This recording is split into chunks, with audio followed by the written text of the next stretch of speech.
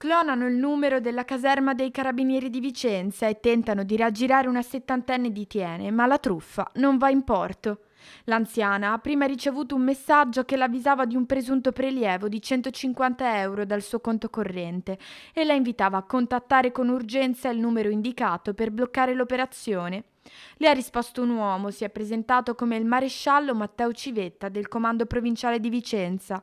Per fermare tutto, le spiega, si sarebbe dovuta presentare nella sede della sua banca.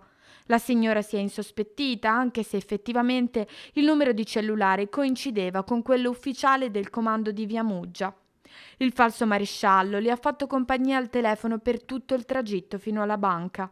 Arrivata allo sportello, le ha chiesto di effettuare un nuovo bonifico, questa volta di 16.400 euro, per mettere in sicurezza il conto. Ma in quel momento, dentro la filiale, i dubbi sono diventati certezze. Non era una procedura reale.